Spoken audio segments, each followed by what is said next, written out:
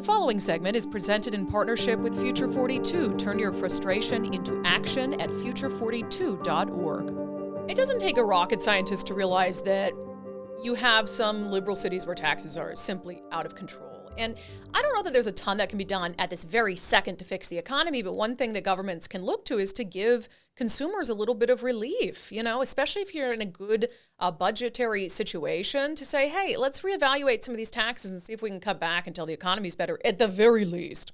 But there was this interesting assessment done in Seattle that shows, I think, what I expected, but it's different to see it in writing.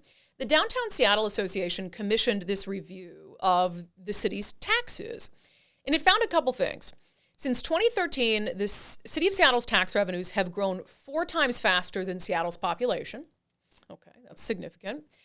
Taxes collected have grown by 94%, while employment grew by 19% and population by 22%. And then after adjusting for inflation, per capita taxes have grown 34% over the past 10 years.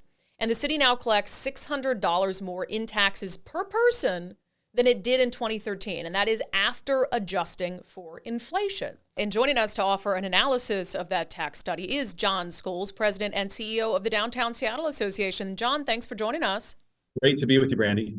So what was the genesis, I guess? What made you think, let's take a deep dive into the state of Seattle's taxes?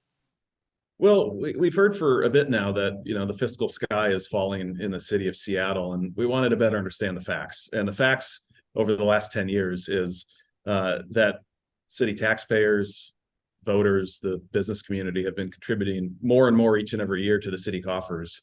And we've had really record growth in the city's tax base over the last decade, growth of 94% of the city's general fund, which has far outpaced the growth of population and the growth of employment in the city. So we believe the city has the revenue to address and deal with the most pressing issues facing Seattle: safety, security, homelessness, and affordability. And we should be focused there, not on raising the next tax or raising additional taxes, which is where some want to take the conversation.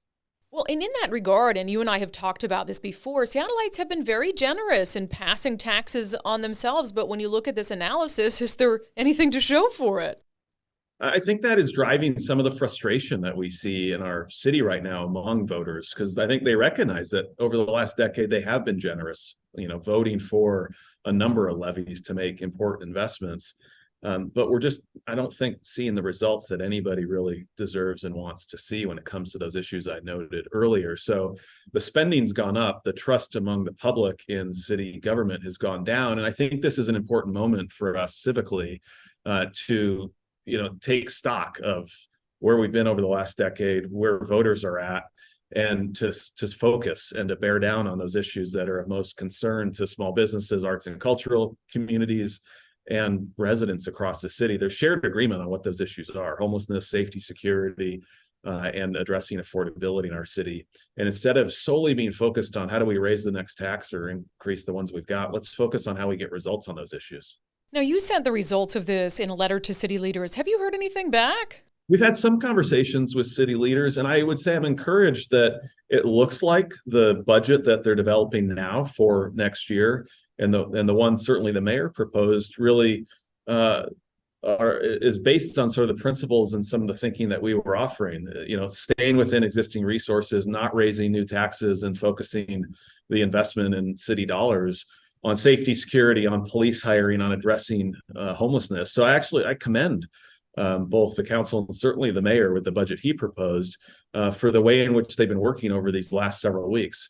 And I hope that can continue. I think that's where we need to be as a city. I have a little bit of concern over a new task force that's been created under the premise that we need more taxes. And they've been sort of sent off to come back with a recommendation of what new tax or how much more tax dollars can we raise. And I think that's the wrong assignment. We should have a group of leaders and in particular, our elected leaders focused on how do we get more people off the street? How do we ensure safe neighborhoods? How do we reduce gun violence? Those are the questions that we should be focused on, not how much more tax money can we raise. And that unfortunately has been sort of the measuring stick of success over the last decade, but I think voters are catching on and they're demanding much more than that.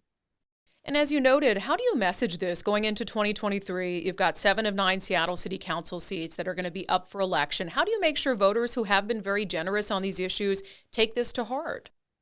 Well, I think one, it's the facts are the facts that we've got resources in this city. This has been a wealthy city over the last decade, and the tax base has grown. The number of taxes imposed have been increased. We have a new business tax that didn't exist 3 years ago that's generating $300 million a year. So I think that's an important backdrop for the elections and the civic conversations we will be having. And I think voters, just as they did last year and have been doing, are going to be much more demanding of plans and specificity of how you are going to address these problems. And that's the conversation we should have in this city. It's a very smart and well-educated city and smart and well-educated electorate. And I don't think it satisfies and suffices anymore just to sort of hold yourself out there as a candidate and say, this is my philosophy or ideology or my political identity. Voters really want to understand, well, how are you going to get it done? What's the plan? What are your details and by when? And those are the same set of questions that business leaders and small business owners and others are asking.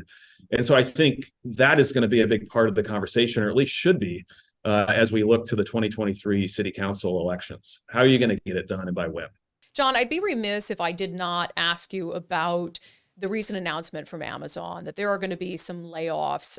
Some people see that as an indicator of broader issues with the economy. Can you react to that news? Yeah, we're clearly facing, some amount of economic uncertainty here within our own community, certainly nationally. So to me, that means we should get everything we can out of every city dollar we have. And it means that we should be incredibly focused and effective and strategic about how we're spending dollars to get the outcome and deliver the results that voters expect. And the city has a significant amount of resource to do that because voters have been generous over the last decade in imposing new taxes on themselves.